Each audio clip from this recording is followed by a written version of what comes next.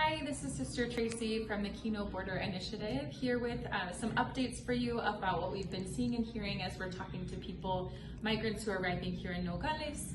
One thing that we've noticed is we're continuing to see people who are deported to Nogales, Mexico, who were just going about their daily routines in everyday life, like pumping gas or driving to work.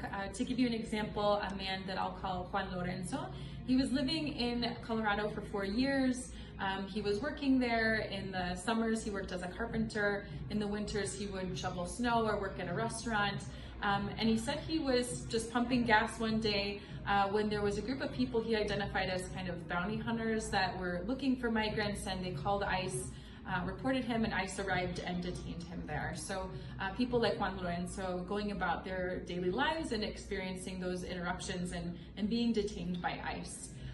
We reported previously about people having a hard time contacting loved ones or lawyers while in detention. Well, in addition to that, we're seeing people whose phones are being taken away and they're being deported here to Nogales without their phones. And it's happening a lot more frequently these days.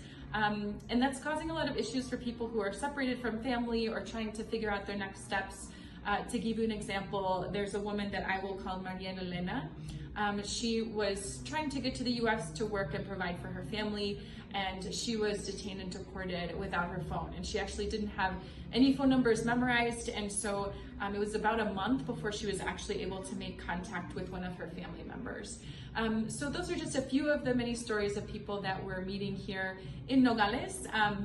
And finally, I want to appreciate all of you who participated in events in solidarity with migrants during October for the World Day of Migrants and Refugees, for the Binational Encuentro that we had, and for the One Family, One Church events. You can look up more about this and see some coverage of these events at the website onefamily.us, and there's still an opportunity to participate. We'll have another day of action on November 13th in honor of Saint Cabrini. That's her feast day. So stay in touch, continue to follow us, and we'll be back next time with more updates for you.